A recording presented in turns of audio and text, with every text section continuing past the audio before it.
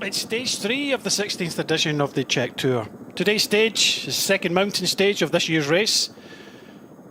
From Moravská to Třebová to Dlouhé, Stráně, over 134.13 kilometres, and with an elevation gain of just over 2,400 metres. Jerseys starting on the front. Currently leading this race is Mark Hirschi of UAE Team Emirates in the Saska yellow jersey. So it was a very fast start, and we're looking back at yesterday's start. The first sprint of the day was taken by Zilard of Tudor Pro Cycling. And then we started hitting the climbs, didn't we? 2 times up the climb to the finishing line in Pushstevny. And striking out for glory was in fact Vermark.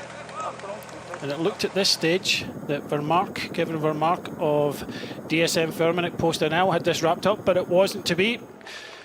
Just under 1 kilometre to go. It was the Swiss rider Mark Hirschi absolutely nailing this last kilometre here, taking the victory, taking the yellow jersey into today's mountain stage. And he will lead this race to this point. So we're in the very north, just south of Poland. The stage starts on rolling terrain. And then we have a second category climb at Duchechna. And then we start to climb up the long ascent to the hydroelectric dam. 12.3 kilometres in length, 6.7 average. It's only a short stage, 134 kilometres, but it should be what shapes the general classification.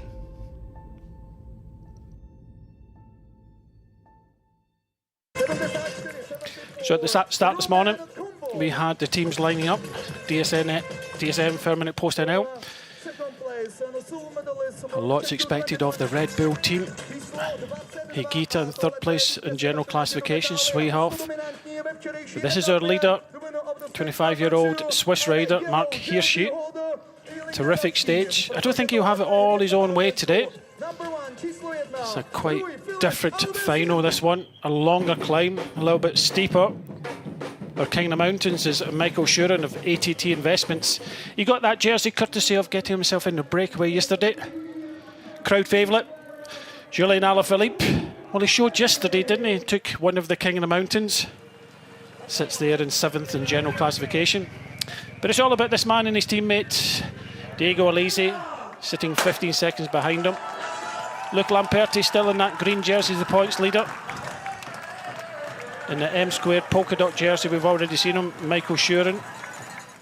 The best Czech rider, Martin Volter, in the ace red jersey. So this was the start. Race director Leopold Koenig waving the flag, kilometre 0. A lot of white jerseys towards the front, just policing things, expecting a very active pace, and that's what we got. And it was Lido Trek, the academy team, setting things alight straight away. The King of the Mountains trying to get in this early breakaway.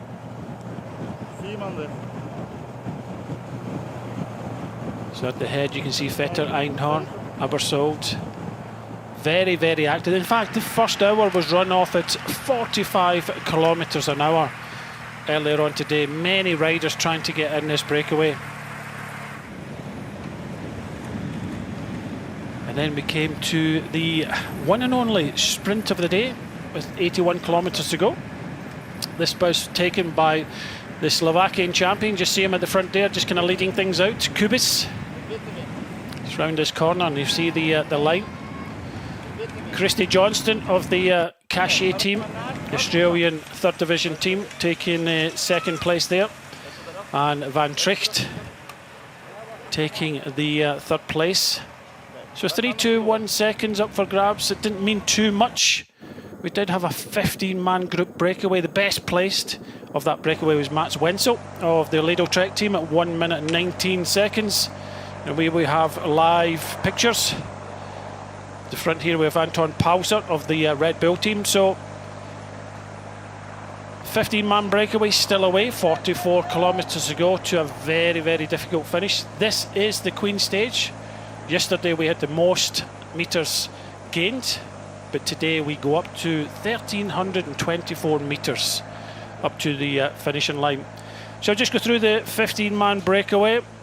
We've got Rui Oliveira of UAE Team Emirates, Michael Leonard of Ineos Grenadiers, Anton Pauser we just mentioned for Red Bull, Kasper Asgreen of Soudal Quickstep, Julius Vandenberg of DSM, Janis Vozard of Tudor, Alessandro Vancello of the Q35 team, Javier Serrano, who's in the attack yesterday for Polte, Floris Van Trixt of Israel, Hugo Wirtz of Bingo, Cornelius Kopecky of TDT Unibet, Mats Wenso for Lido, Elkov, the two riders here, Kubis, the Slovakian champion, and Imraz, and Alistair Christie-Johnson of the Cachet team.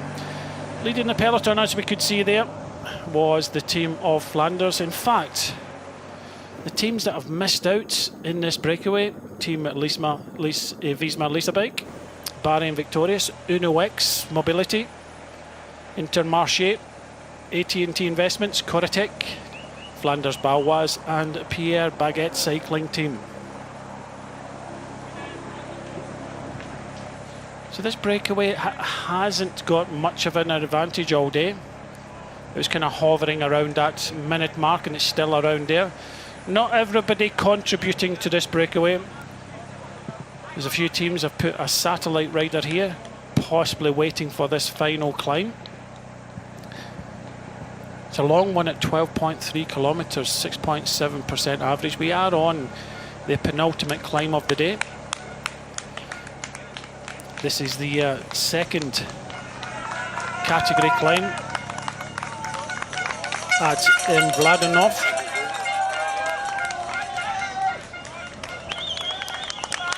And it's the Slovakian champion.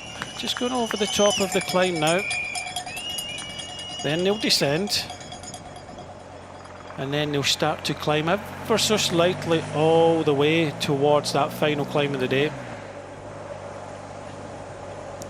Unlike yesterday, the wind is blowing, although it's a southerly wind from about 15 kilometres to 20 kilometres an hour.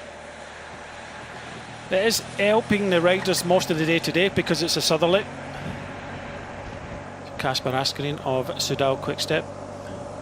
He's lost over 20 minutes in this race so far, but got himself in this breakaway of 15 riders. They do have just over 1 minute's advantage.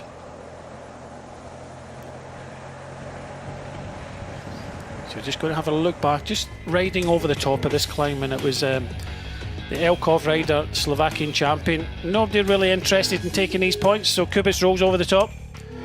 Looks like Alistair Christie-Johnson of the Cachet team just in second place there. Kasper Asgreen taking the third place, but I don't think this stage nobody really interested in these points. The leader of that competition, as we already know, is Michael Schuren of AT&T Investments. Doesn't have a huge lead at the moment, but we expect on the final climb points up for grabs. And then we have tomorrow, of course, a couple of King of the Mountains points, only 2 second category climbs tomorrow.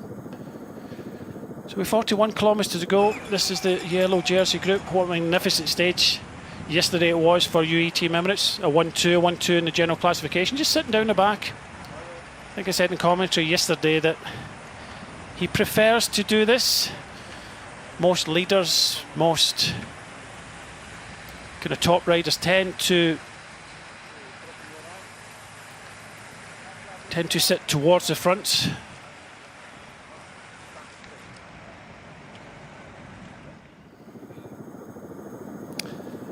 So this is Zamakusov. It's originally a Gothic castle, partially built in the Renaissance chateau with Baroque modifications. National Science Collections of the Liechtenstein Hunting and Forestry Museum. It's a fantastic area we're in at the moment, very green and fertile. Yesterday we saw a lot of forested areas around where the climb was. Actually, I'm on this climb at the moment, and it's a little bit more open. There is a lot of forestry, but the wind is blowing, and it does open up a little bit. See, the gap has increased. UE team Emirates just putting one rider at the front of this. They do have Ray Oliveira in this front group of 15. He won't be contributing. DSM Firmenich Post-Ernel just sitting in second place there. They also have a rider in the breakaway with Julius van den Berg, so a lot of riders represented here, and you can only think that some of these GC riders have put some satellite riders in front, thinking of using them up on this final climb. We saw yesterday that Tudor Pro Cycling had a good effort on the climb.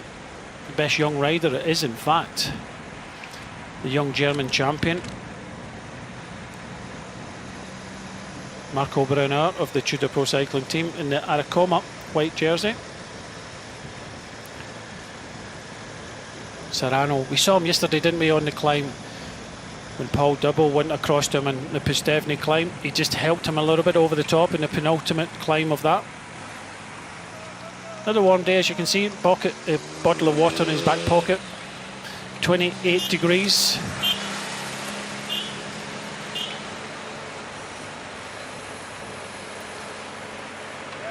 So the best rider here, and that's why they have to keep the gap down, is in fact Mats Wenzel from Ledo Trek, the development team. 1 minute 19, a 21-year-old Luxembourg rider. Second in the National Road Race Championships. First in the under-23. And quite recently, in June, 8th in the Giro Next Gen. The Giro d'Italia, or the baby Giro. So a good climber, good rider. He's kind of gone under the radar a little bit. Two other riders up there, Anton Pauser and Alessandro Fancello. Just over 2 minutes in the general classification. So just setting the tempo at the front. DSM Firmenich Post-Ernel. Kevin Vermaak, what an effort he made yesterday. Just unfortunate that in the last kilometre he had a couple of flyers from UE Team Emirates with Hirschi and, of course, former winner of this race, Diego Elise. Just run through the top 10. Hirschi leads by 15 seconds from his teammate Elise. Higuita, another good final for him yesterday, is at 20 seconds. Then everybody's at 27 seconds, including Kevin Vermaak, Marco Brunner, Matteo Fabro, Julian Alaphilippe, Mark Donovan, Michael Storer and Camille Bonneau. So this race is still open. Very different final to today's stage than it was yesterday. It's a very punchy finish, wasn't it? And it was used to the advantage. Both Hirschi and Ulisse, some of the best in the business. You could say Higuita as well in these type of finishes, but this is a lot longer, bit steeper climb today. Expecting it to suit maybe a little bit more of the pure climbers. Possibly a better option for the likes of Michael Storer.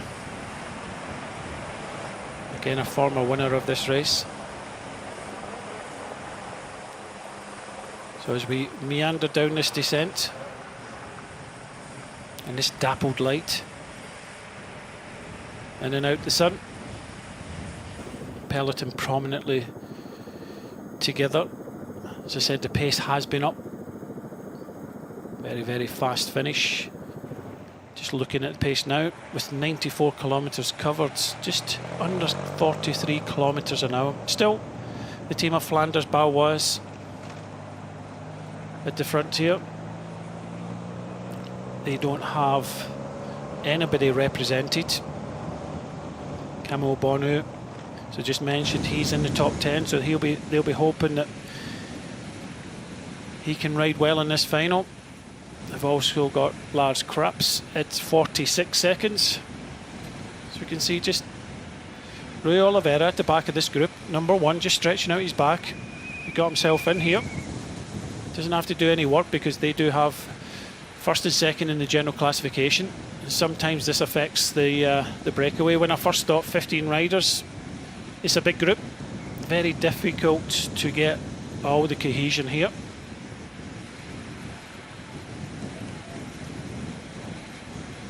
So the gap hasn't grown out to a large advantage. It's kind of been kept at just over 1 minute.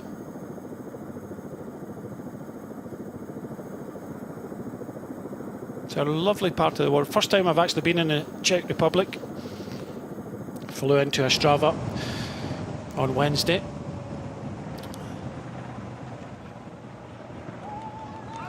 And away here. This is up at Dlouhé, Stráně, the largest hydraulic power plant in the Czech Republic. It's actually the 3rd largest hydraulic power plant in the world. The largest reverse hydro turbine in Europe. Got a reservoir at the bottom. They pump the water up and they let it come down and create electricity. Construction began in 1978, finished in 1996. And it sits up at an altitude of 1,324 metres. So gap coming down a little bit now to 1 minute. Just passing through a lot of these lovely villages. Plenty of history here. And making history. We had the first lit up Czech Republic by the Tour de France last year in Prague. This year we have 2. Again in Prague and Pragatitsi.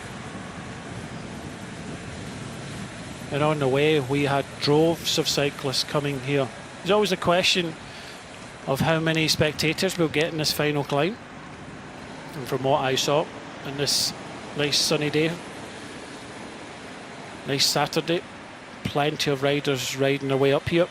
And from what I've seen so far, a very mixed bag. I think I said it in my commentary yesterday that cycling tends to be a male-oriented sport, but in this country a lot of families, a lot of female riders, and very much a mixed bag of cyclists coming up here.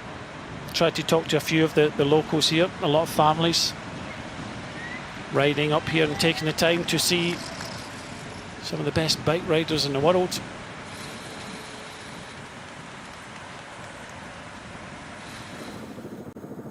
It's a very warm day, which needs plenty of water and nutrition. Not an overly long day at 134 kilometres, and I think that's why we've seen it so fast. But DSM Firmenich post out really interested in trying to bring this one back. Kevin Vermaat did ride very well yesterday, but just unfortunately played into the hands in the last kilometre of the kind of punchier rider and punchy style of riders of Hershey, Ulisi and of course Higuita. But you have to say that Hershey does look good, but this is a totally different climb to the finish here. 27 seconds, not enough, especially when you get 10, 6 and 4 on the finishing line. But I think for me, I think some of the kind of pure climbers have to go a little bit earlier, not leave it to the last kilometre, because they'll be pounced upon, I reckon, yet again. I don't know about the lifts in our hotel, but I keep on bumping into the Red Bull Bora Hansgrohe guys. Bumped into Shane Archibald, sports director of the team, this morning. Again, Swehoff was in the lift as well. And the lift talk this morning was very positive in the Red Bull side. They have got a man in the breakaway, actually a former ski mountain biker, Anton Pauser, a 31-year-old. But Swehoff did try yesterday with Leknesund and the penultimate time up Pustevny. I think this is a stage that suits him a little bit better, this climb towards the finish. Yesterday we had 4 climbs, today 2, but we do go up to the highest point. So yesterday we lost a few riders. One rider outside the time limit from the Pierre Baguette team. From 143 riders, we're down to 138.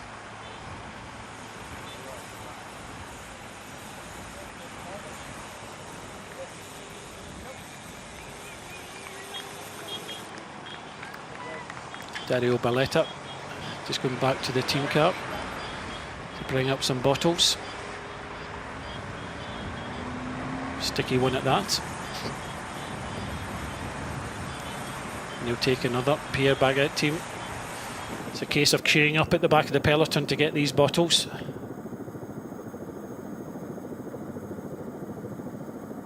Just outside my commentary position. A couple just passing with, obviously been at the Tour de France, with their polka dot Leclerc t-shirts and caps on. Even get the socks on to match and polka dots. So cycling is big in this nation. As I've just mentioned before, they have not 1 but 2 etappes by the Tour de France. Plenty of cycling in this part of the world.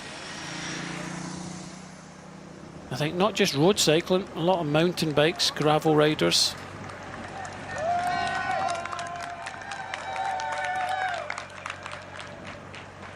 Wherever you go in this eastern part of the Czech Republic, you're always in the countryside. No big towns, no big cities. I think the third largest city we finished in a couple of days ago on the Strava was just under 30,000 inhabitants.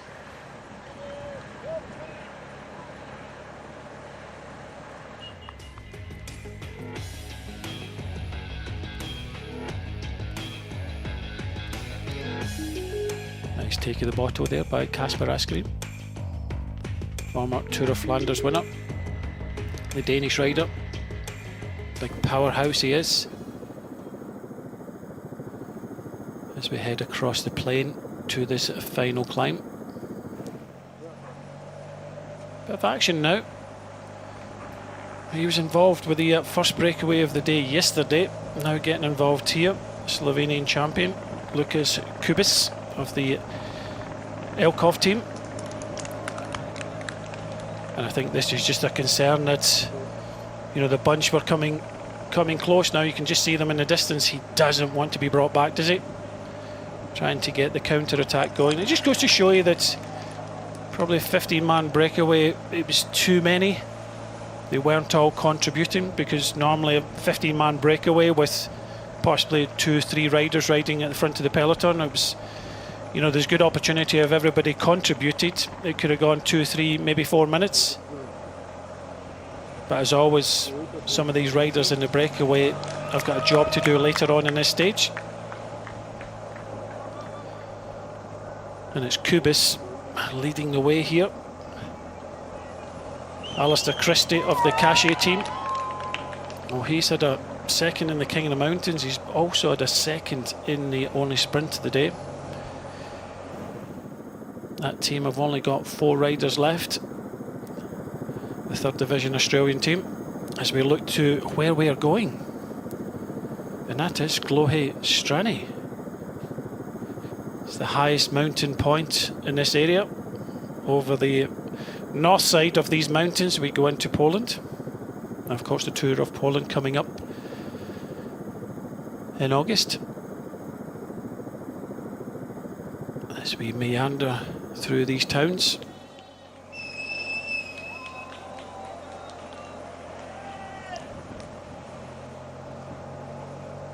So Kubis at the front here. Hopefully we'll be joined by Christy Johnson of the Cachet team. TDT Unibet have Kopecky here. Maybe they'll be given a little bit of rope, because Christy Johnson is at 16 minutes, Kubis at 14 minutes, and Kopecky which is over 7.5 minutes. So no threat in the general classification.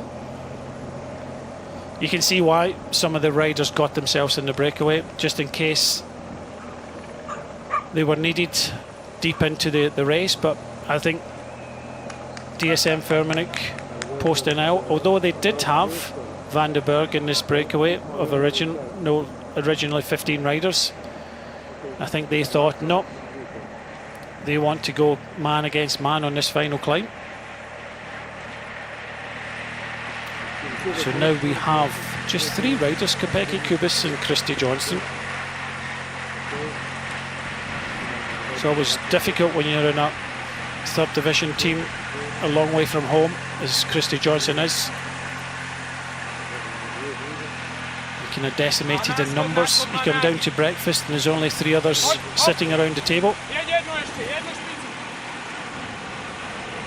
Some encouragement there. Just telling Kopecky just to get in on the wheel.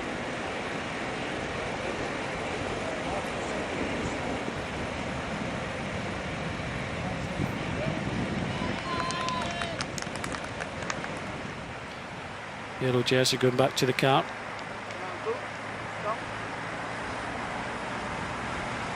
Bit of advice.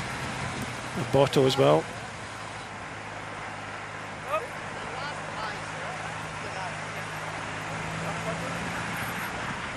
And a sticky hand.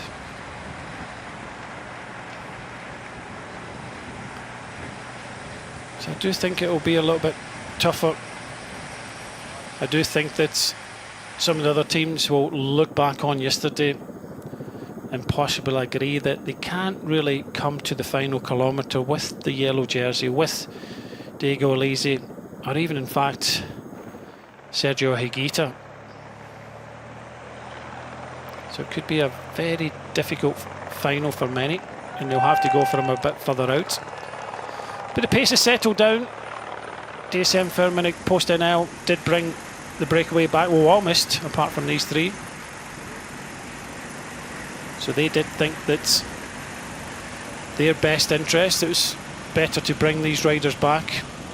Not too worried about these 3 riders that are left in front on the general classification. So they're eking out a little bit more of an advantage, climbing up to around about 1 minute. The peloton quite content and just easing off, which has been a pretty rapid stage so far.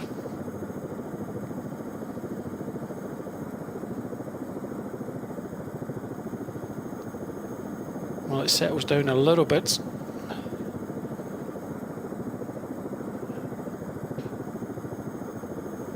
I'll just give you some information on some of the kind of culture in this area.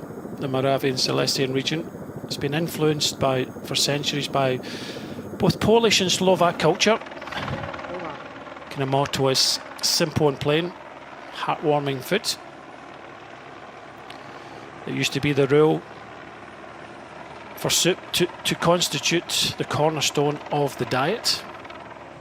I was talking to the driver that's looking after me, Stepan, and I ask him, wherever I go, I always ask what the local food is like.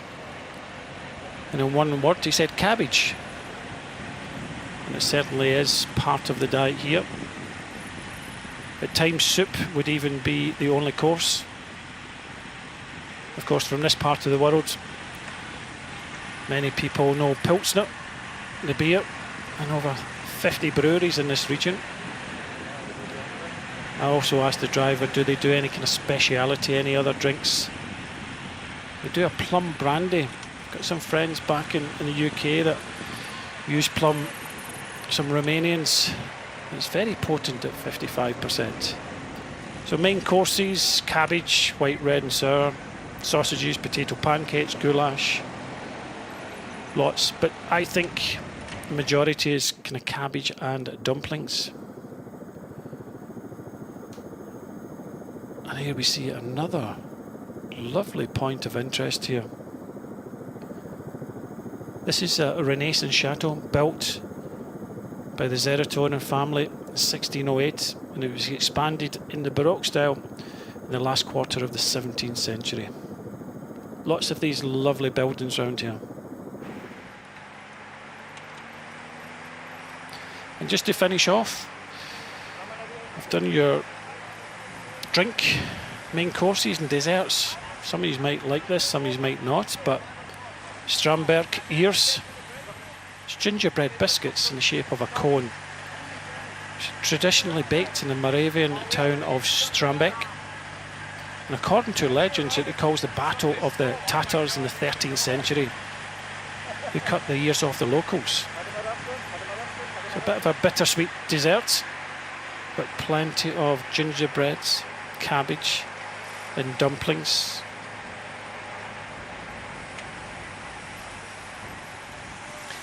Keep you warm in the winter months.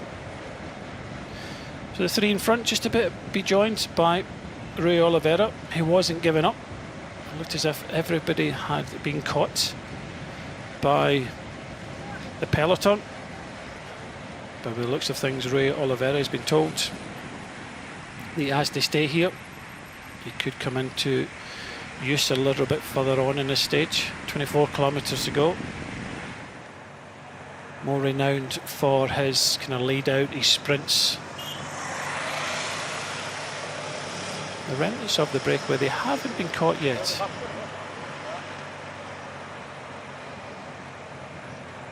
You can see a couple of riders who look like Vosard. Fortuna Pro Cycling trying to go there.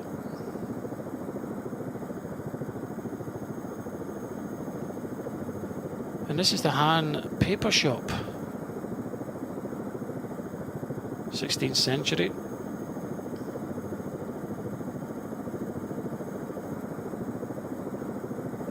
So plenty of things to see in this part of the world. They do have a very good, so we finished up there in Pustevny. See some stocks there. Pustevny is, I think I said at the time, very much a kind of mountain bike, summertime, ski in the winter. And we're soon going to pass, just before we come to this climb, or in the area of the climb further down the mountain, we do have a downhill mountain bike track with an uplift, a gondola ride up, ride your bike down, and very much a ski area from the months of November, December through to almost April. So if you're looking at mountain biking or possibly skiing in the winter, possibly look at the Czech Republic. I flew from Stansted Airport on Wednesday.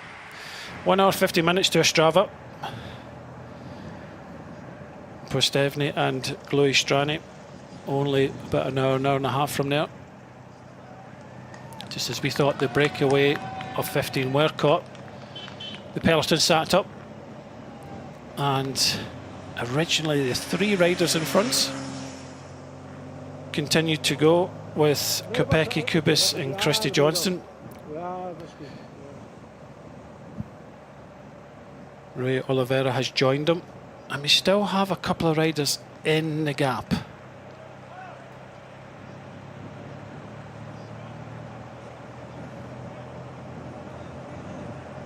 So it's Michael Leonard's not giving up the goat for the moment anyway, but he looks behind to see the whole peloton stretched across the roads. High stop. So we have four riders. It's just under a minute's advantage. Leonard is brought back. Barry and Victorious now coming up towards the front.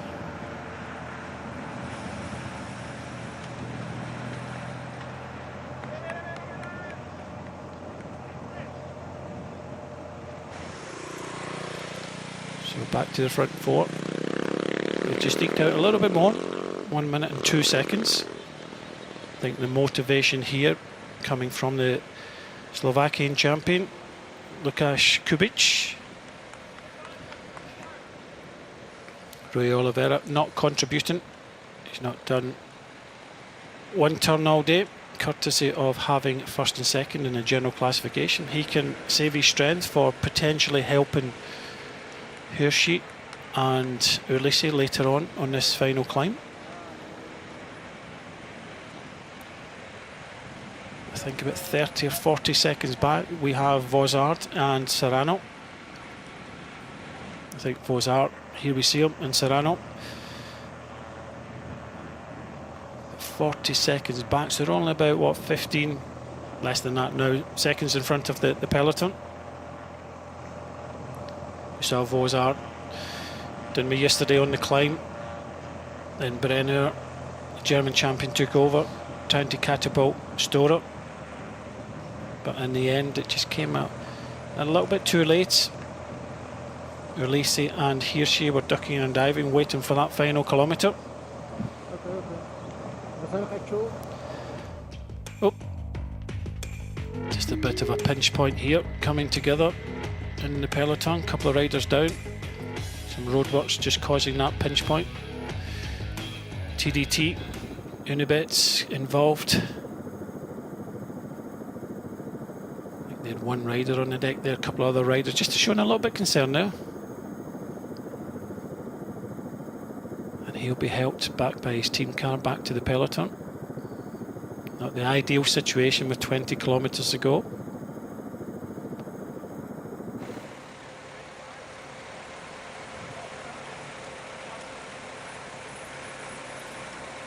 At least they have Kopecky in this breakaway.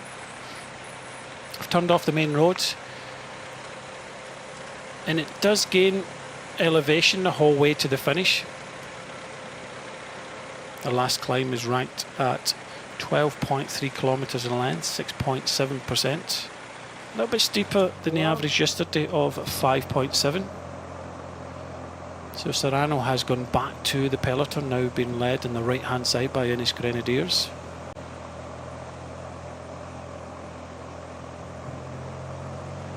But Vosart of Tudor Pro Cycling still hanging out the front. I think he'll have a job to do in this final climb. I have to say that Andrew August rode well yesterday, and that final climb could suit him a little bit better today. And he sits at 43 seconds. There's a lot of riders not that far away from the general classification, but what they cannot do is wait to the final kilometre, because they know how well Hirschi, Ulisse and Higuita are going. So we could see riders going on the attack a little bit further down the mountain. Of course, tomorrow is not an easy day at all. It's only 129 kilometres, but there's a steep climb on the finishing loop of 7 kilometres, which really breaks up the peloton, so I don't think you can take too much time tomorrow. There's potential of taking some seconds, but today is a big stage for the general classification. None of these riders are in the hunt.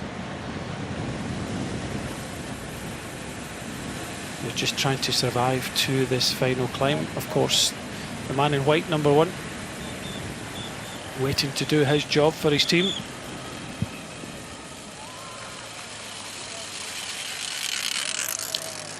Slightly broken surface in that descent there.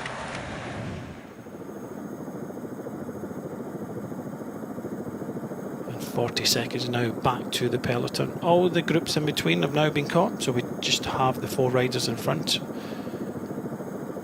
And 36 seconds. Some riders still finding it difficult at the back here. A couple of the academy riders from Israel Premier Tech. And it's now Ineos Grenadiers safely down this descent. And I think looking back and just what we mentioned there, 43 seconds Andrew August. Only a young man, but certainly a very gifted climber.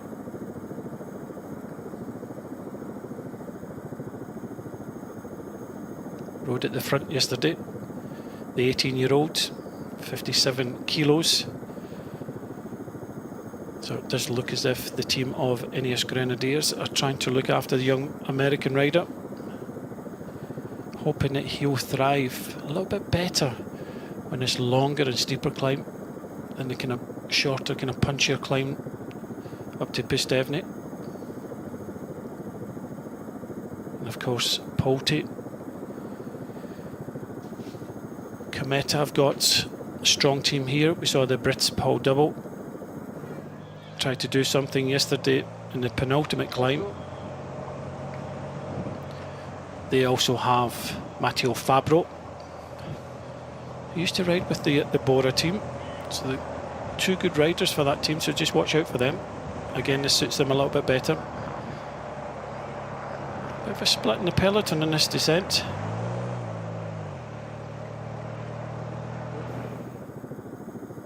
Taking advantage of that descent and the wind condition, as we said, is helping most of the day, but it's just pushing them into the gutter a little bit.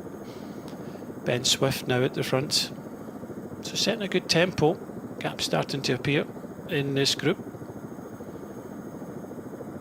So not the longest of stages, but definitely the average pace is up there. 44.4 kilometers an hour, was 45 after the first hour, so expecting fireworks in this final climb. It's one of these situations, you ride kind of big gears all day, hit this final climb, and for some of the climbers they prefer to have a climb before this.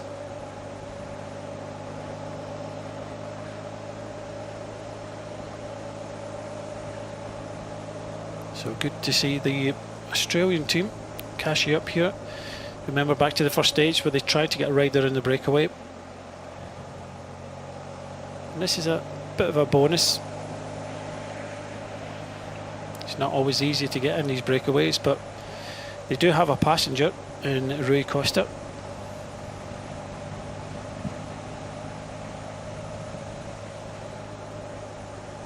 And if they glance behind, they'll see almost the front of the peloton now, still being led by the orangey red of Ineos Grenadiers.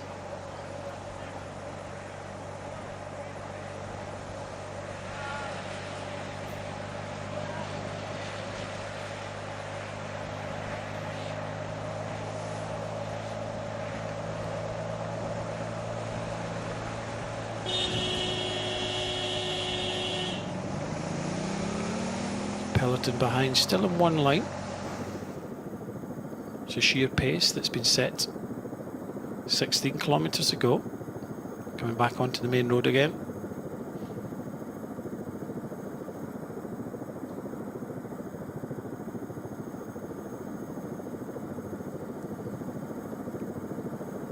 In fact, splits in the peloton.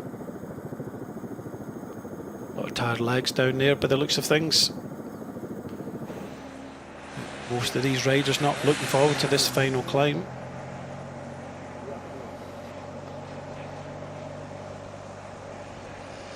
As you look further back, even the team cars are not there yet. So quite a few riders have been distanced, just making their way back. And these Grenadiers taking this by the scruff of the neck now, trying to help their young 18-year-olds to potential glory.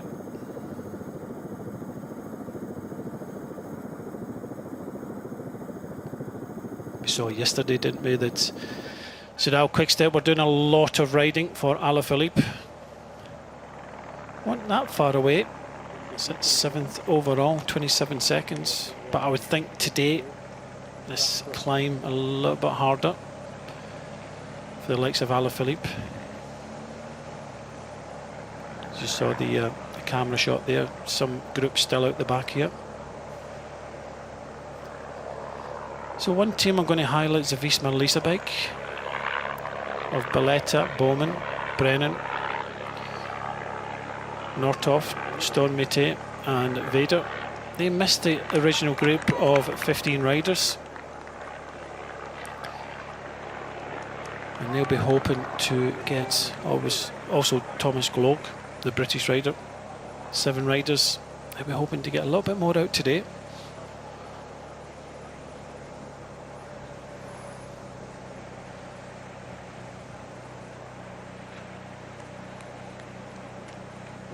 Yet another attack from the Slovakian chap. He doesn't want to be caught, does he? He wants to be last man standing.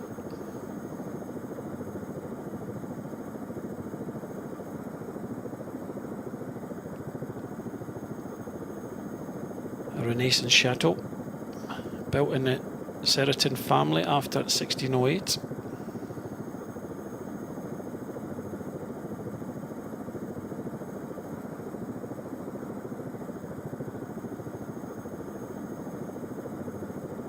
Expanded in the Baroque style in the last quarter of the 17th century. As the peloton sweep past it, not even a look to the side. And it's Lukas Kubic, the Slovakian champion, has obviously been up for the fight today. Involved with the first breakaway of the stage yesterday in the 15-man break of the day today. And he will be the last man standing with 13 kilometres to go off that main road again. I think we're just past where the uplift was in the mountain bike downhill area, ski area in the winter.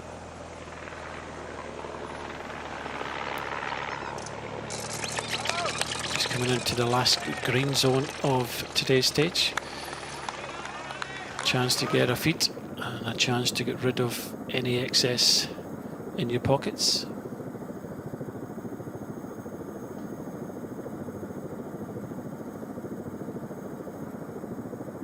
As we look up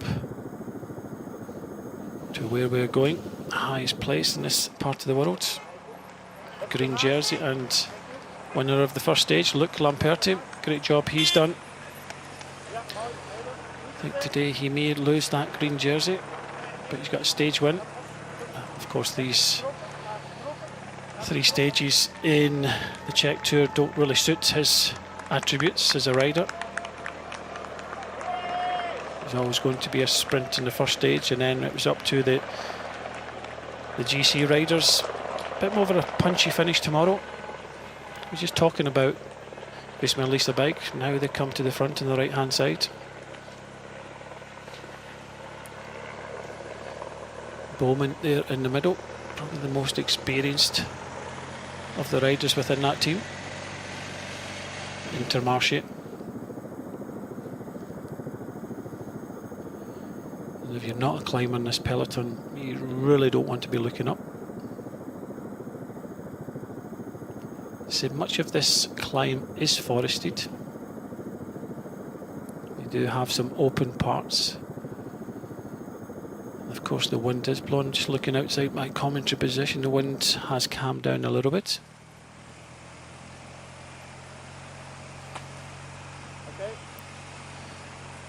So a good day for Kubis, sorry. Showing his sponsors off, but day over for him. Last man standing from that original breakaway of 15. So Visma Lisa bike in the yellow on the right hand side. Possibly a little bit disappointed yesterday's performance, want to do a little bit better.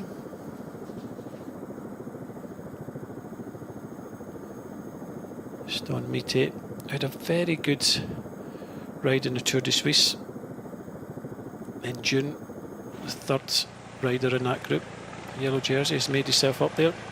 Marco Brunner in the white jersey, wearing that jersey because he's leading in the competition. The young German champion, but it's the team of UAE Team Emirates coming to the front now. Doman Novak, big workhorse. They've got bigger Staka Langen as well. Vito Brett just getting dropped to the back for Intermarché.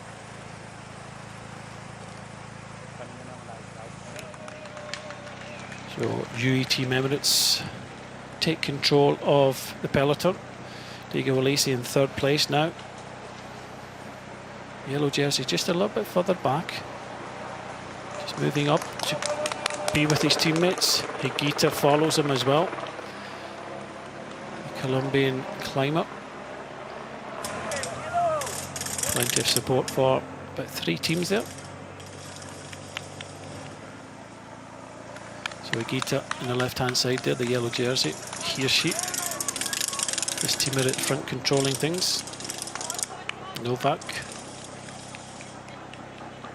Stakalangan, Ulisi, and the yellow jersey.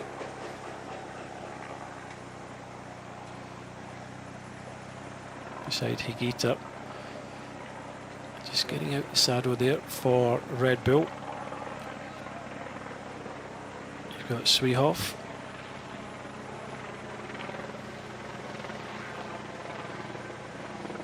And this is a different beast altogether than yesterday. Michael Storer over on the right hand side for Tudor Pro Cycling in the red helmet. So a super warm day today. Many of the riders choosing to open their zips. Nice and relaxed in the back of the motorbike. Not so relaxed at the back of this group.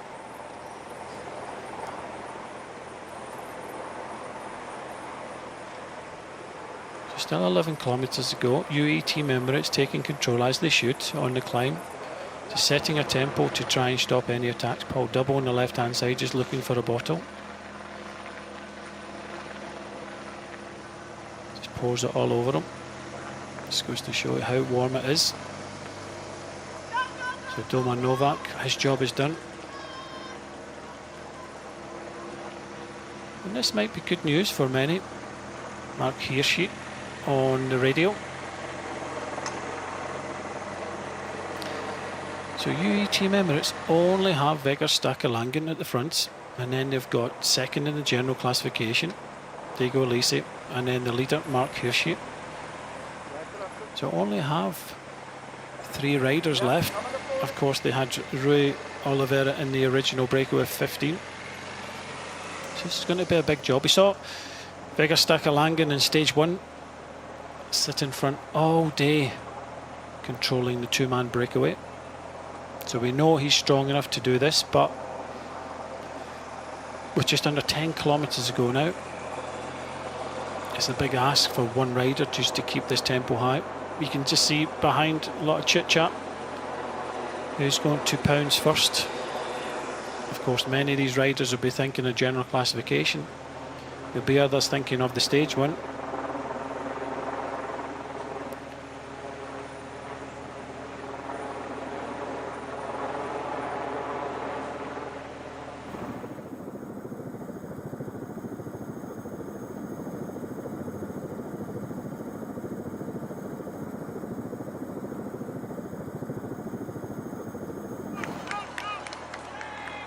Still a lot of tree cover from this sun that they've got. Bahrain victorious, also up there towards the front. They had the best young rider, Bruto Mes, Alberto.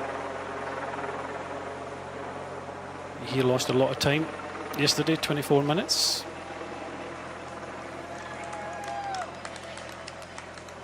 Best placed of that team is Finlay Pickering, just over 3 minutes in general classification. I think that's him towards the front now. Pierre Baguette team in the reds, moving up in the left hand side. Remember, they do have the best Czech rider in that red ace jersey, Martin Volter, and they dearly want to hold on to that jersey.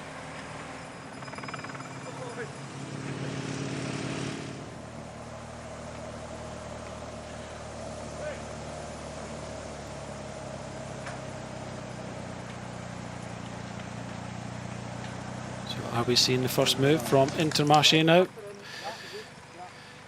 As they decide to go with 9 kilometres to go. Young British sprinter, Matthew Brennan.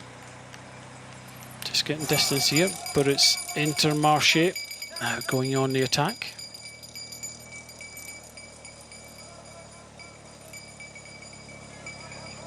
They had Ryan Taramé.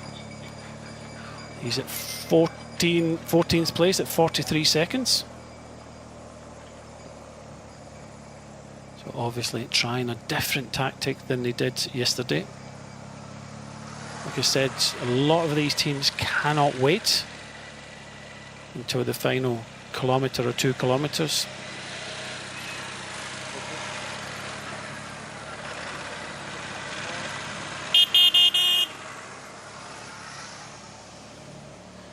The gap has opened. No reaction as yet. You start to see Uno X Mobility in the red. This is good news for a lot of riders now. Unfortunately for Hajek, the Austrian champion, too much for him.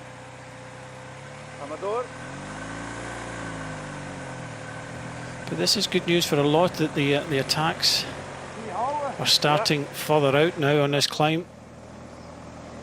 As I said, it suits more of the pure climbers, and they'll be looking to try and get rid of the like for Hirschi, Ulisi and Higita before the top.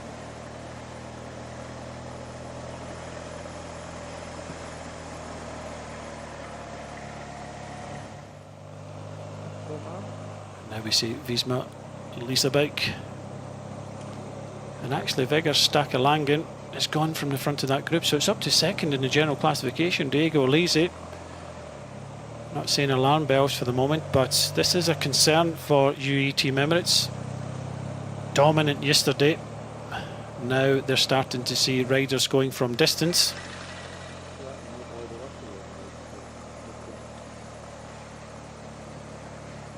This looks like Kevin Caglione of Intermarché, and he started the day just over 3 minutes down at 3:16, but he'll soon be joined by one of the Visma Lisebeck riders.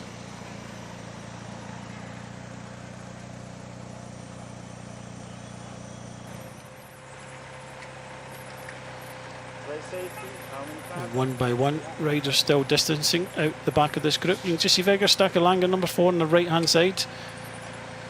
He's kind of hanging on the back. He'd done his job, trying to recover and trying to go back up, because he realises that his team need him. Or at least he's having to set the tempo now.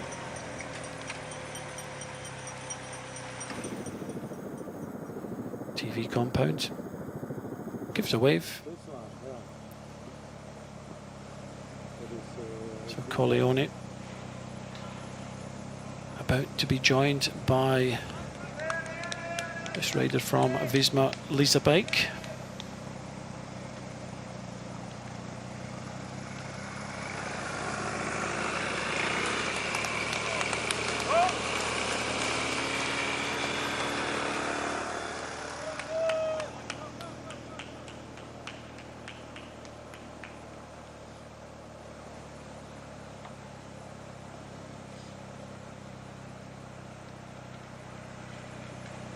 Straight past he goes. Caglione, I think he was at his limit already, so can't hang on. Just hearing that there's a crash in the peloton at the back of the group here.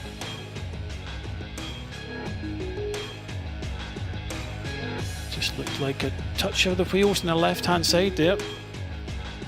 Just trying to see who's involved.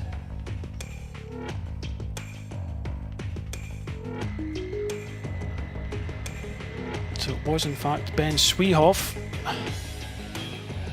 down in the right hand side for Red Bull, and it happened pretty near the front. Vigor Stakalangen just moved up on the left hand side. Uno X, a rider involved there, so that wouldn't have helped at all. So this does look like it's Thomas Glock, the British rider of Visma Lisebeck. He started the day in 25th position at 1 minute and 19 seconds. A high cadence. Caglione couldn't stay with him. He was the first to attack now. As I said, at the bottom of the climb, I think overnight, Visma Lisebeck not happy with the way things went yesterday, trying to make amends today. Julian Alaphilippe, well, he did try yesterday. 7th in the general classification. I think that kind of shorter climb, nice of a gradient, that kind of punchy finish did suit the likes of Julian Alaphilippe. Started today at 27 seconds in 7th place, but this is a different kettle of fish altogether. This is a good gap now that Thomas Glock has. 10 seconds on the line, so he only needs 1 minute. I say only. It's a big gap. But when you consider that Vegerstacker Langen has already been doing a lot of riding. Lacey was having to ride a little bit. Hirschi, UAE Team Emirates are depleted in numbers. The good thing about Thomas Gloag here is he's not looking back, he's just concerned in his own effort. Still 6 kilometres to go. Colleone in the background for Intermarché. Well, he was the first to attack. Vegerstacker Langen back to the front, they really needed him. But you can only think that the pace must have eased a little bit to allow him to come back, because he swung over, did his job. So the question is, who is next? Some of these teams have to take a little bit of inspiration here from the fact that Thomas Gloag has gone from distance. I think for some of these pure climbers, you have to go from distance if you want to try and win, because the longer it stays like this, the better it actually suits the likes of Ulysses and of course our race leader Mark Hirschi.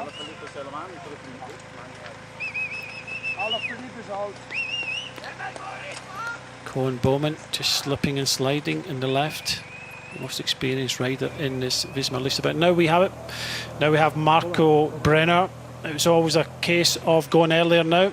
We saw them yesterday, Tudor Pro Cycling, trying to kind of lead to Michael Storer. Now the white jersey, the German champion. As soon as he accelerates, you can see this peloton starting to stretch out now. Vegerstacker Langen is drifting back. So a lot of intent here.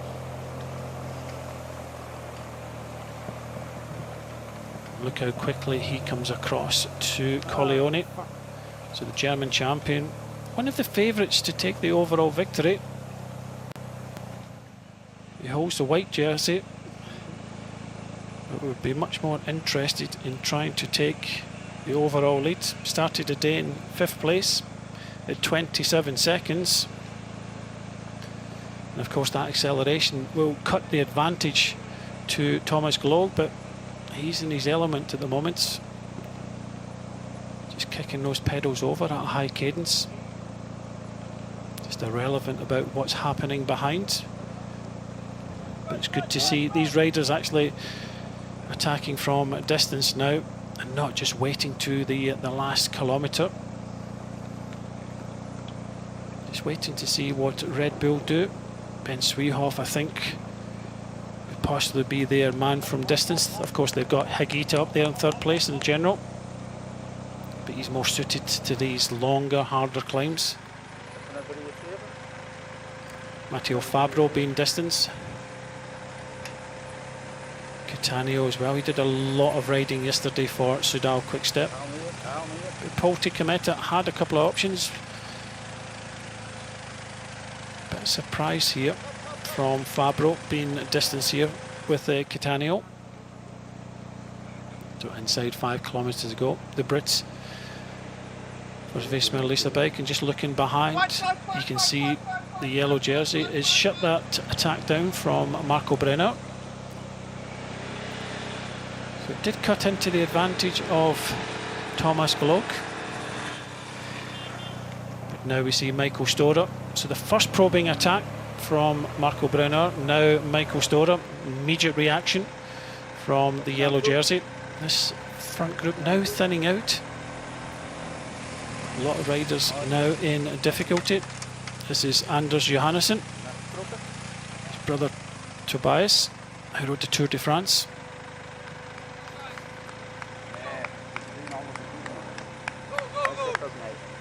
So you just see Marco Brenner just with his zip open, the white jersey, still in this leading group. Of course they had Vorzard in that group of 15. A little grimace now from Thomas Gloag. Of course, no big reaction as yet from Mark Hirschi. Where is Diego Ulisi? So Mark Hirschi propped on the front now. Higuita next to him. Leknesund on the left, Michael Storer on the right hand side. Diego Ulisi just moving up in the right hand side. Very select group now. Camille Bonneau of Flanders Baloise on the left, Mark Donovan on the right hand side. So most of the riders that were up there to Pistevny yesterday in this group. Another kilometre ticks by, and still Thomas Glock kicks those pedals round.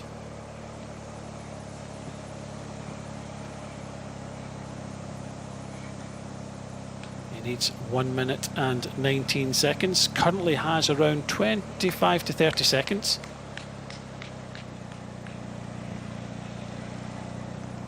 He did go from distance, caught up Corleone. Straight past, but for the moment anyway, no one has gone on the counter move, leaving the riding at the front of this group to Diego Alesi. So Ineos Grenadiers, they were working with their young man, Andrew August, and he's in that second group now, that chasing group. I think this gap is opening a little bit now. And it won't be long until Thomas Glock gets a bit of respite on this climb. It does kind of flatten out before it kind of kicks up for the last 2.5 kilometres. Paul Double over on the right hand side, 111 in that white, red and green kit. Lightning still in there in the red jersey.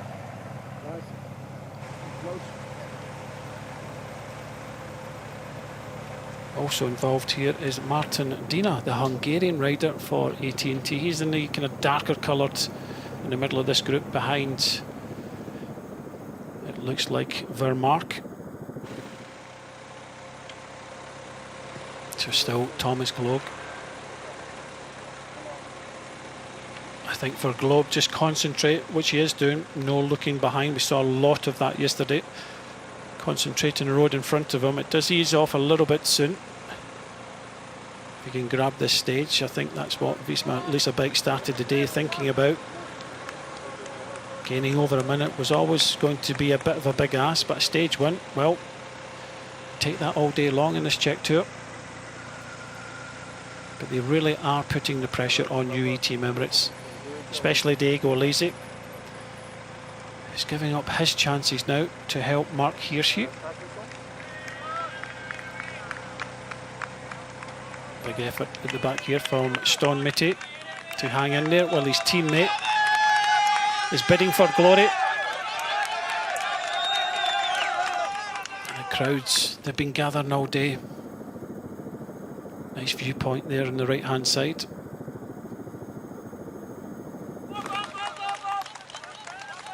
It does kind of open up a little bit to the elements, but luckily, just looking outside, the wind has died down. It was blowing my paperwork around earlier, but it's died down a little bit now. So now we see Michael Storer realising that the potential here. Paul Double on the attack yesterday, starting to struggle from this front group, so Michael Storer really putting the pressure on. Marco Brunner now dropped. Legnesund, but the looks of things, Mark Donovan still out in front. It's the British rider Thomas Glock. Storer is coming, but in a very, very select group now. That acceleration has cut the gap. It's looking maybe a little less likely now that the stage is up for grabs now. This is definitely the battle for not only the stage but the overall. And Mark Hirschi will not let Michael Storer go anywhere. A look behind. And where is Diego Alesi? Mark Hirschi having to come to the front. He won't be too worried about Thomas Glock at 1 minute and 19. Be worried about more of the other riders behind. But I think for the others, if they want to win this race, they're going to have to think about doing something soon, because we saw yesterday what Mark Hirschi's all about when it comes to within sight of the finish. Just as we thought that it might have been all over for this man here, Thomas Glock. He puts a little bit more of an effort in now. It just eases ever so slightly now.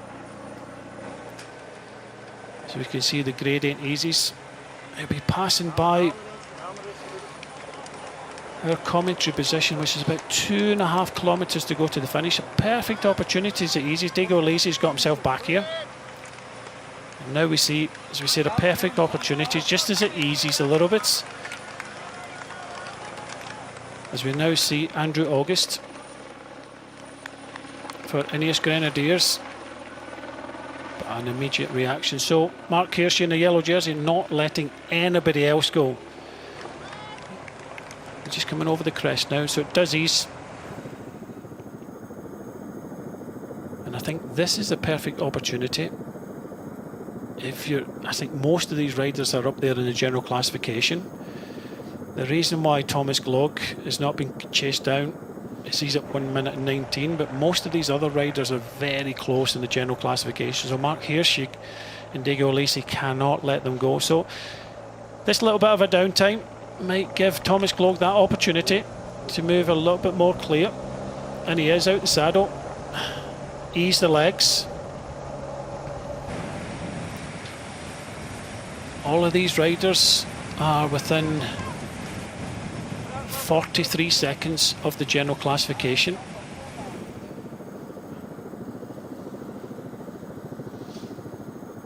And Thomas Glog was about to be caught, wasn't it? Michael Storer put that big effort in, cut it down to well under 10 seconds.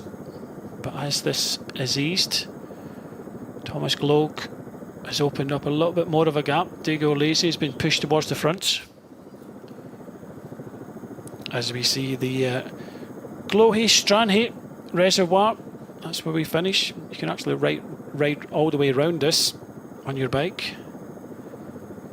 1,324 metres in elevation, hydropower plant.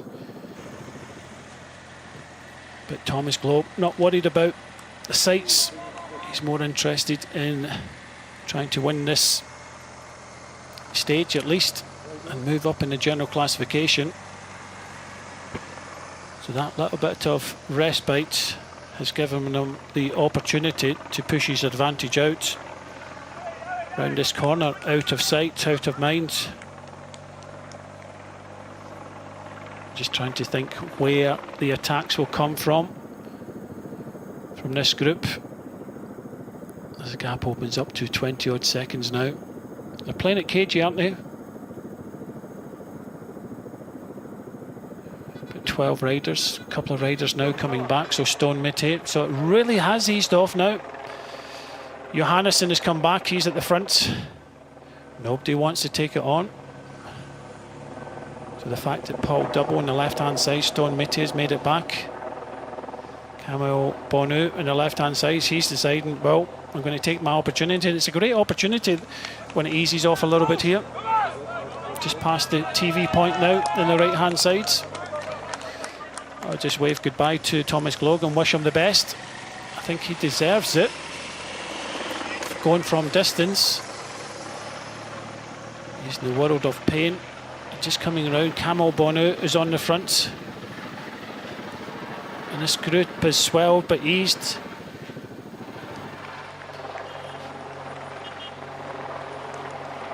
So no one wanting to take it on for the moment. This is Leknesund, and Leknesund tried yesterday as well. 55 seconds. I think most of the riders just taking that opportunity just to get their breath back for the next 3 kilometres up to the finishing line.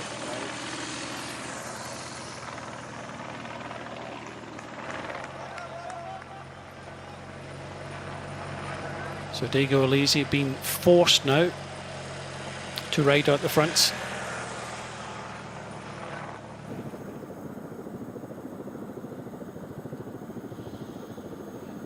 Leknesund 55 seconds down. Just looking at Sweehoff, just passing my commentary position now. Riders in 1s and 2s. British Rest rider here, Thomas Glog, still leading the way. And now we see an attack, I think. It's a Storer going on the attack from Tudor Pro Cycling. Can Thomas Glog hang on in this last 2.5 kilometres? And it is in fact Michael Storer. Vermark, sorry, is there. And Vermark, he went from distance yesterday, couldn't hang on to the flying Hirschi and Alesi. But this is a different kettle of fish altogether. So Thomas Gloag now leads. Leknesund has been caught.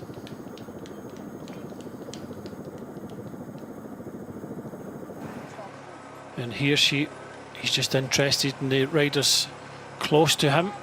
Leknesund, Vermark, Dina, the rider in the dark blue, Michael Storer. I don't think Michael Storer's finished yet.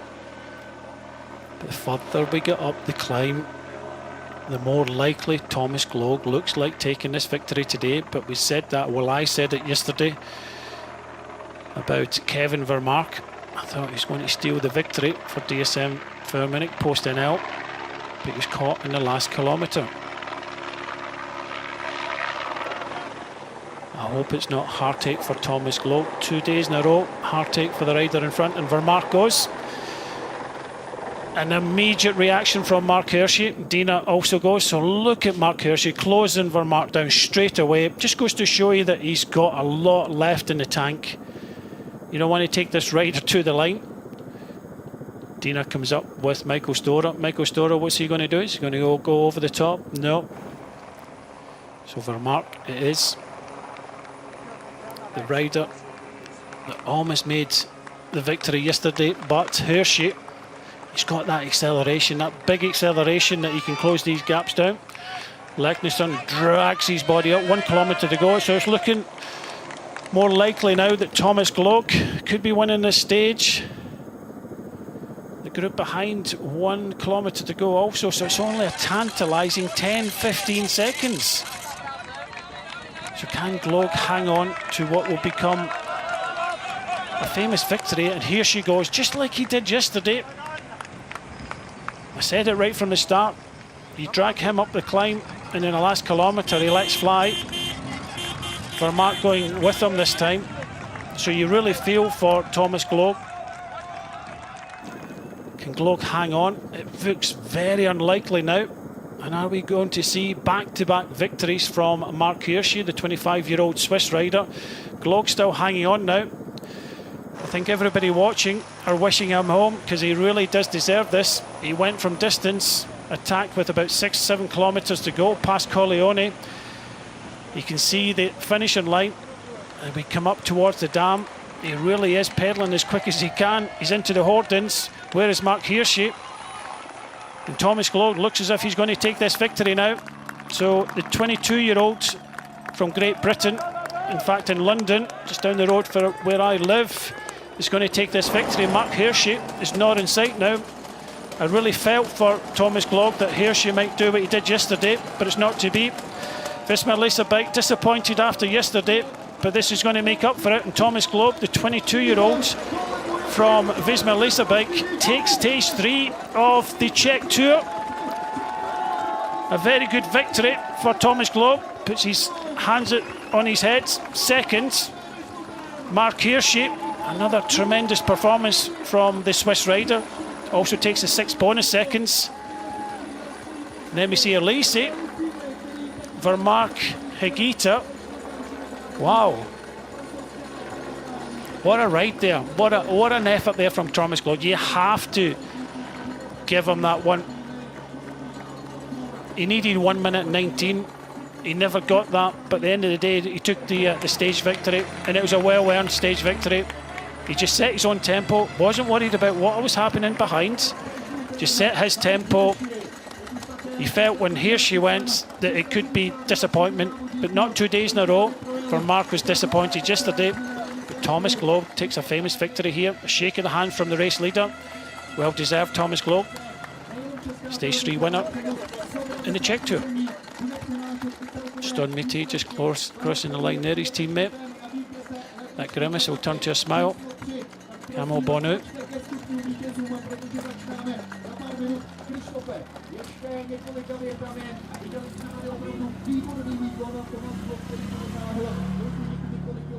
It's a tough climb there, but well deserved. You motherfucker! It's the only reason I'm at the top, you bastard. Congratulations. Thank you, mate. Apologise for that. His first victory, Thomas Gloag, as a professional rider. Came from Trinity Racing.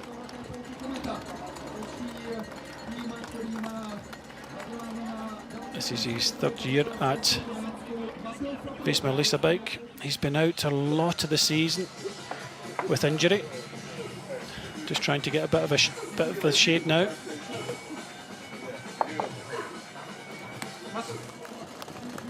So his season has been decimated until now.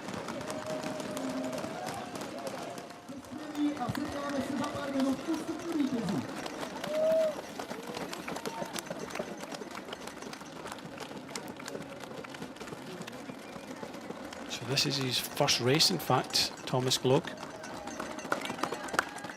He was down to ride the national championships. He never started, so back with a bang, you can say. A big win for Visma Lease Bike and the 22-year-olds from London.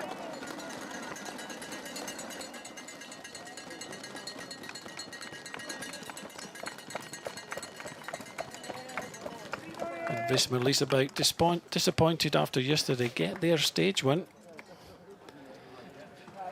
Closes the gap. It's the truth. I'm so proud of you. Thank you, mate. What the fuck? Thank you so much. It's worth it now, eh? Now I'm the winner of the Queen Stage of Czech Tour like you, everybody. Oh yeah, they're the strongest riders, huh? Well done. Thank you, mate. You better legs today as well, mate. I'm so happy. Oh, I'm so proud of you. Yeah, nice moment between Stone Meaty and Thomas Gloag. But first glance behind, coming into the barrier section for Thomas Gloag, he saw nobody. We thought the yellow jersey was coming. The yellow jersey was winning, and that was the jersey of Visma Lease Bike, Thomas Gloag. First race of the season, first victory of his career, winning the Queen's Stage here in the Czech Republic. And you heard from Stone Meaty's teammate there. Well deserved. Really took it on, went from distance, thinking possibly more of the stage. Couldn't take Mark Hirschi to the finishing line. And managed to hang on at one stage. It came down to about 10 seconds. So Thomas Gloag takes victory here in the third stage of the Czech Tour. Hirschi in second. Urlesi in third, for Mark in fourth, Higita fifth, Brunner sixth, August in seventh, Dina in eighth, Leknesund in ninth, and Stora in 10th. Bonu and Donovan finish at 30 seconds down. Anders Johannes and Paul Double, good performance again, 14th place. Stone Meaty 59 seconds, Fabro 144. Martin Walter, the best Czech rider. But this was it here. He'd already attacked. Further down the climb, Colleone was in front. Colleone couldn't go with the pace, and it was just a high cadence. Just loving the support at the side of the road, and so were we. It's good to see so many of the Czech Republic fans out at the side of the road. And at this stage, it was almost touch and go. But he hung on, didn't he? And gets his first professional victory. Well done, Thomas Gloag. And we're going to hear from him now. It was a brave attack. Did you believe you can succeed? Yeah, it was how can I put it? You know, I went just because the pace eased up, and I didn't really think about winning until I crossed the finish line. It was a very tough stage in 2 days. How did you feel? Yeah, it was a very difficult stage. Yesterday I got my butt handed to me a little bit, so I wasn't expecting so much today. If it's okay, just a moment of your time. Back home, I'd like to say a huge thank you to everyone who's helped me. It's 362 days since I last raced a bike race before Czech Tour. I was hit by a car riding in a bike lane and shattered my right kneecap, and it's been a rough year of rehab, but I'm incredibly grateful to everyone I've had around me, all the physios, the team support, my girlfriend, coach, family, friends, everyone. So it's just a massive, for me, I'm really, really grateful to be here on the start line, and it's an extra bonus to pick up the win, but I'd like to use this moment to say thank you for everyone who's helped me this past year, because I wouldn't be here without you, so thank you very much. It was beautiful. What are your plans of the team for tomorrow's stage? Yeah, I think tomorrow is going to be a chaotic one. You can't really control on that finishing circuit, so you know we just got to race from the front and cross our fingers that we've got the legs. So, Thank you. thank you very much. You have to say well done to Thomas Gloag after what he said was a hard year. Mark Hershey still leads, but with an increased advantage of 22 seconds in Diego Ulisse. Higuita, 31 seconds for Mark Brunner, Dina Stora, August Donovan, Bono in the top 10 there, all within 55 seconds of the winner into tomorrow's stage. Milton Volter looks as if he's held on to the best Czech rider. But yeah, very much a congratulations to Thomas Gloag. Very difficult year he had, and to come out into his first race and win like that. He didn't put it so politely that he got his backside handed to him yesterday, but he came out fighting and won the stage.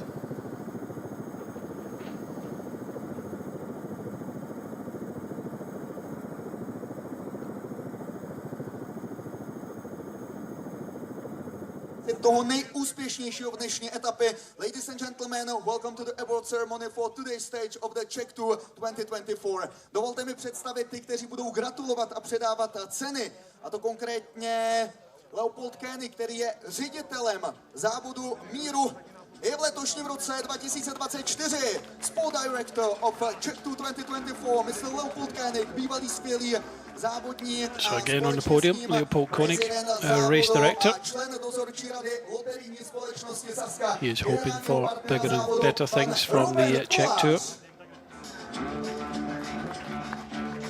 Head of Czech Tour 2024, Mr. Robert Kolář. A jdeme si pro vítěze dnešní třetí etapy Czech Tour. Připravte se udělat pořádnou podporu, ať přivítáme toho nejrychlejšího. Ladies and gentlemen, the winner of today's stage is number 34, Thomas Gloag, Wisma Liseberg. So a win for Thomas Gloag, his first professional victory in Dlouhé, Stráně. 22-year-old, after going through a year of rehab, first race of the year. Possibly a little bit disappointed yesterday. Made up for it today, went from distance. It's always going to be touch and go. Never had a huge advantage, but in his own words, he just did what he had to do and never thought about the victory until he crossed the line and threw his hands in the air.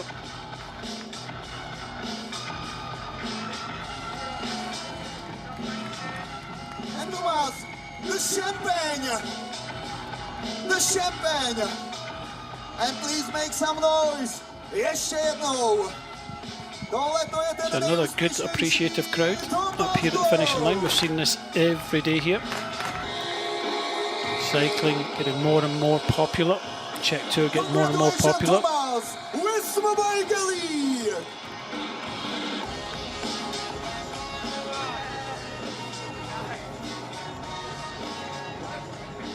Thank you very much and congratulations and good luck for the stage number 4. Naši předávající zůstávají pánové Leopold Koenig a Robert Kolář, protože se jdeme pro držitele toho nejcennějšího žlutého dresu po 3 etapách Czech Tour. Roku 2024 vše se tedy chystá, včetně speciálního So a few nice stories coming from this year's Czech Tour. Luke Lamperti winning the first stage, the young American. Probably his best victory to date. Thomas Gloag, British rider. That was nice from James Knox. James Knox James knows the importance of this victory. He knows what Thomas Gloag has possibly been through over the last year. So nice for the Soudal Quick-Step rider just to congratulate his fellow British rider on his first victory, on his way to possibly many others. Martin Volter looks as if he has kept that ace best Czech rider jersey.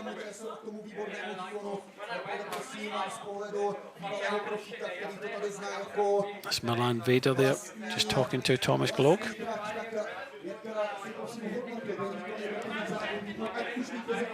Který to urval takhle skvěle na druhém místě právě dnes. A tak hlavně ta etapa byla neskutečně rychlá, protože vlastně se nevytvořil ani pořádný únik. Oni nedali úniku více než minutu. Osvědčilo se nám, že jsme ji trošku zkrátili. Chtěli jsme udělat jenom jeden komplet.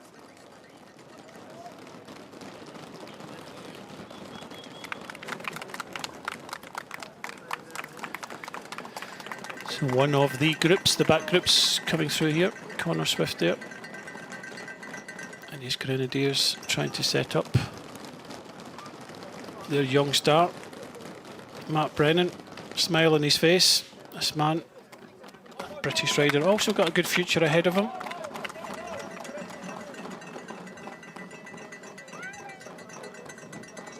Může to být také takový další zlomový bod kariéry, opravdu odpíchnout se a ukázat světu, ano, jsem tady a patřím mezi nejlepší. Přesně tak, to jeho sebevědomí musí být aktuálně na 100%, protože jestli o sobě nějak pochyboval, tak dneska si myslím, že si ukázal, že na to opravdu má. Porazil Marka Hirschiho, neuvěřitelný výkon a podle mě ho to nakopne do konce sezony. Ještě prosím dovol Elkov anebo ATT Investments, české týmy, které jsou hodně aktivní a pro mě opravdu skvělé výkony, které předvádějí. Tak, jak hodnotíš to nasazení českých závodníků? Neuvěřitelně dneska jeli kluci z Elkovu, pravděpodobně vyhrajou aktivitu, takže jsou vidět, je to dobře. Nevím, jak dojeli teďka v závěru, ale snaží se...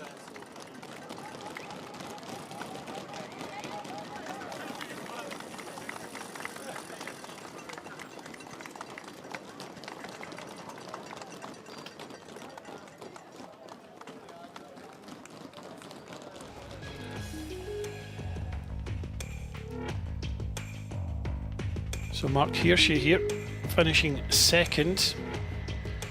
He did feel that when he went inside the last kilometre it could have been déjà vu, but Thomas Glock had enough left to hang on to the famous victory.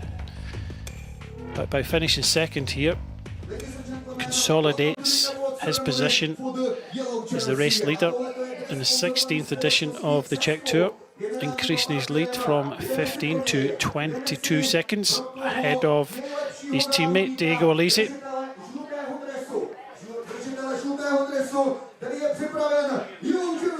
Ladies and gentlemen, number 2, Mark Hirschi, UAE Team Emirates.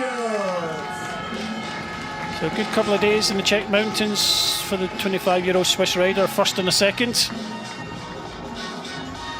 He's now in a very strong position to take overall victory, but as we've heard from Thomas Glock already, very difficult stage tomorrow.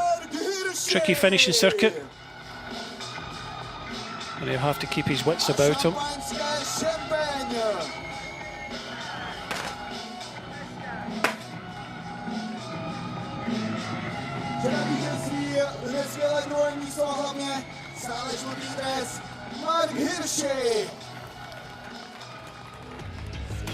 So the stage started this morning in Moravská, Třebová.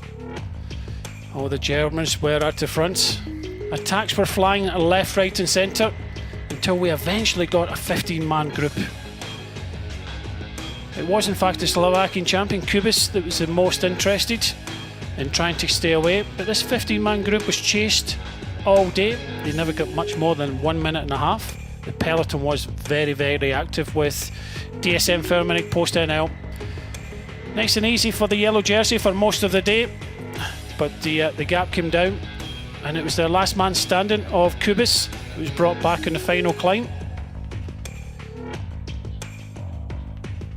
So the attacks were still hanging out in front, but it did all come back together on the final climb. Many people saying goodbye. Kubis, the last man, but it was on to the final climb, and UE team it. There was a bit of a crash in the peloton, but Thomas Glock took the victory, and a famous victory at that.